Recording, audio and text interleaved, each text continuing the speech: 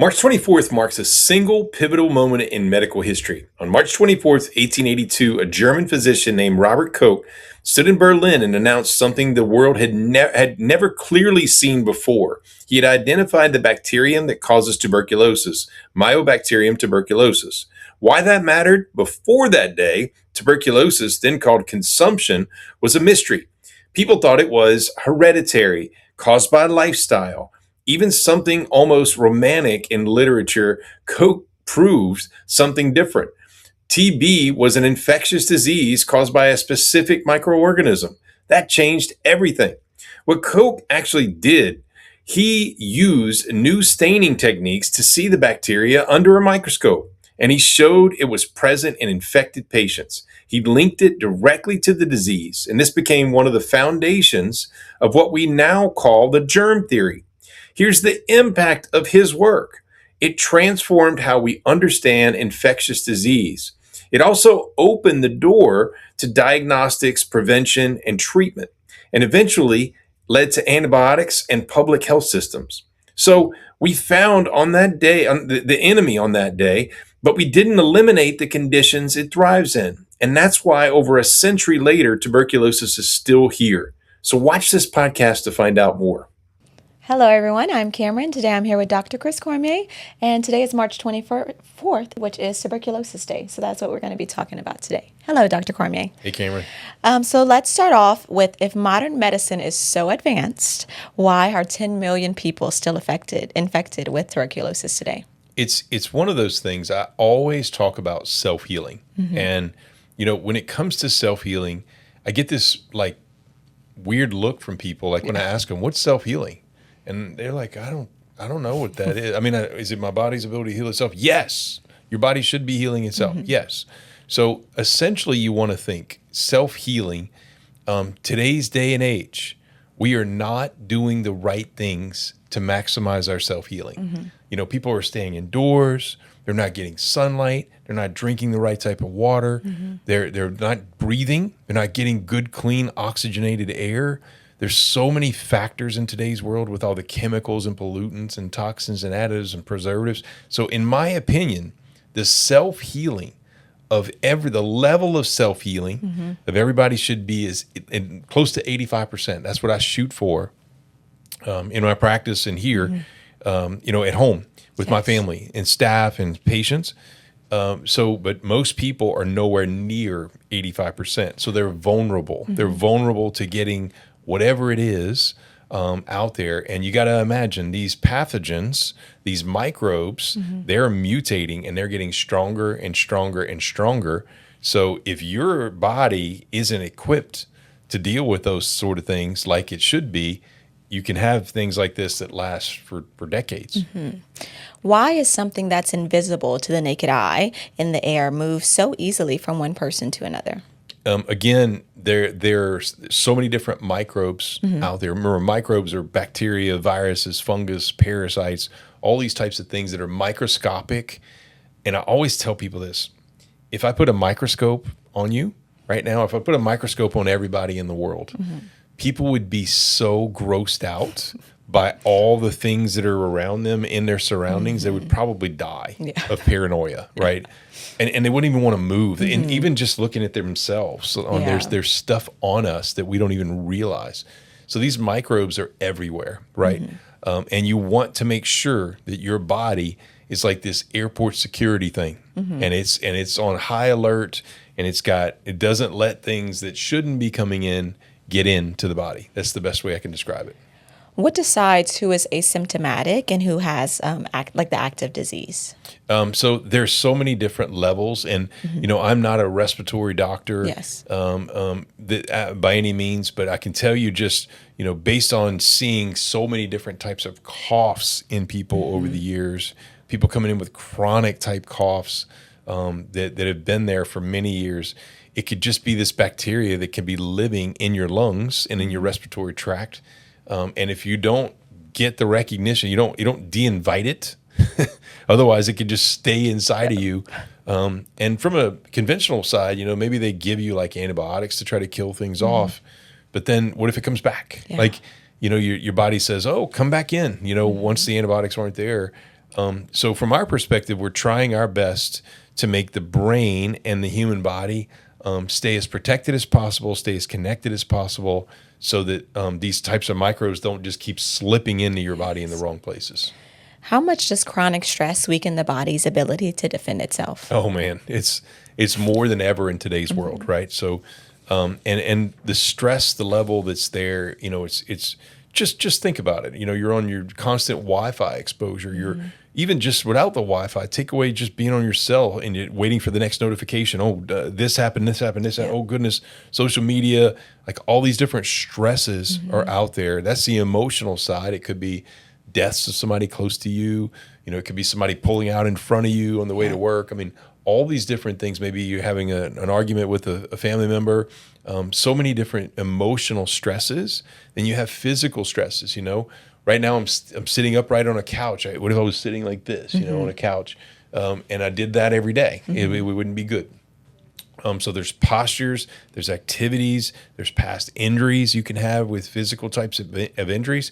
You could have had a ball hit you in the chest, and that the nerves here, the cells here got weak, so they got vulnerable to getting a respiratory type of condition, like this. So, and then that's physical stresses, and then you also have environmental stresses, as we kind of mentioned. But early on, oh my goodness, there's chemicals, toxins, pollutants, additives, preservatives. I mean, so much in today's world on the environmental side, and it's not getting any easier. You have your clinic, the Nerve Health Institute. How would your approach be different than conventional medicine? Yeah, so again, when it comes to this particular condition, we're not primary caregivers with tuberculosis. So I just want to make that clear. But, when somebody's had a condition like this for so long and it's not going away and they don't know what to do, that's where we kind of come in because, and even before that, we want to make sure that the brain, and just think about your brain right here. I mean, this thing is your power company. It's wired to trillions of cells. Like every tiny microscopic cell in your lungs is wired to your brain, which... Wow. I mean, I don't even know how to even process that. Like, it's that cool of this God-made body that we're in. So you can imagine all it takes is some disconnects there, where maybe you have disconnects in your nasal mucosa, like the lining here, the wiring here gets disconnected from your brain. It gets a little weak. So little critters can come right in and start to harbor up. And so from our perspective, we want to take all the cells involved in respiration, and we want to make sure those cells are connected as possible to the brain. And we do that via sensory or motor, meaning input or output. We have manual tests we do where we're able to get the brain to recognize where these power outages are and restore power. In your clinic, you also talk a lot about the OWL method. Can you describe to us what the OWL method is and how it would be beneficial for someone with tuberculosis? Yeah, so basically you got to think, in these diseases, when you start to get a condition like this, it means that you've had enough of your cells that have been debilitated where you could get a big illness. Yeah. So in our world, we want to do everything we can to strengthen up the whole holistic body, like everything in the body, so that the self-healing capacity comes back. And self-healing is this capacity in our bodies that our bodies have to just heal itself. It has it just to heal itself. So you got to imagine if you're getting tuberculosis, it's because your self-healing was low, and it allowed something like this to come in and hijack you. So if you don't get somebody to restore your self-healing and restore the body's oxygen, water, and light, that's how we do it. Be it here, because we do oxygen, water, light, because those are the top three ingredients in a cell, in the human body. So as a whole, if you think of the human body, you can't do without oxygen. So we got to get oxygen back into your system. Yes. And everybody's low in it because you don't breathe enough. We don't know what we're breathing anymore, especially if you're coughing all the time. You don't get adequate oxygen. The second would be water, and so many people are low in water, not hydrated properly, have terrible water because we should be at least 60% water. You can imagine if your water quality is not good, well, then your health's not good. Yeah. And then the third would be light energy that we help with, and that's actually the fiber optic power from your brain to your cells. So you can imagine, just think about this. If the lung on one side is not as connected to the brain as the other side, well, then it's more vulnerable. And it can get these types of things that just pop in and stay. And it's like they're having a party in your house and don't want to leave. You also have body chargers. So where does body chargers fit into this conversation about immune strength and recovery? Yeah, so basically from our perspective, we're trying everything we can to get the body to maximize self-healing. And so it wasn't good enough in my practice because we see some really complex things. People come to see us with stuff like this, and they can't get rid of it. And so from our perspective, we're trying our best to help as much as possible in the clinic and at home. And so all these things, I've rabbit holed about every imaginable technique and device and method for home that you could ever think of. And so I've through many years narrowed it down into the things that really work. So we have all these different frequency devices that help restore frequency to cells. Everything's centered on maximizing self-healing. And then we have all these different suggestions and exercises people can do just to connect the brain to the lungs, right? All these individual things that people could do for overall help. What are some of the first signals that the body may show before something more serious may happen?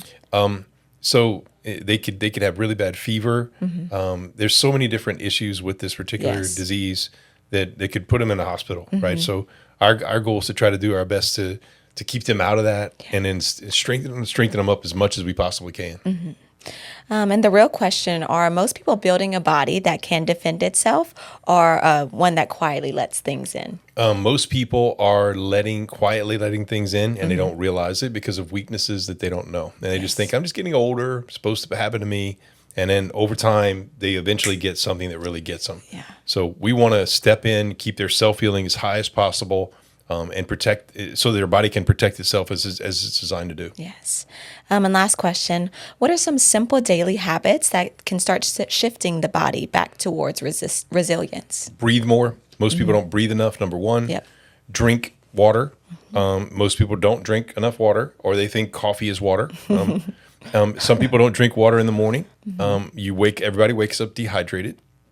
And then number three, get more sunlight. Yeah. Most people do not get enough sunlight. They stay indoors all the day, and they're not getting adequate sunlight. So I would suggest those are the basic things. There's way more you can do, though. Yes. Well, thank you very much, Dr. Cormier. That does conclude our talk for today. Thanks, Cameron. If this podcast spoke to you, or if you feel like you have family members or friends that have these types of conditions that could benefit from this particular technology, then all you need to do is become a Body Chargers member or tell them about Body Chargers. Remember, it's our community that I created to help people at home with the best technologies in the world to be able to help you to self-heal your body at home and maximize your self-healing. So go to Body Chargers, become a member. That's the easiest way to get this done. And we look forward to serving you and your family. Also, if you want a higher level of care, we have the Nerve Health Institute you can always come to. That's our clinic where we have higher level services here to be able to help you. So I hope you enjoy, and we look forward to serving you and your family, and look forward to our next podcast.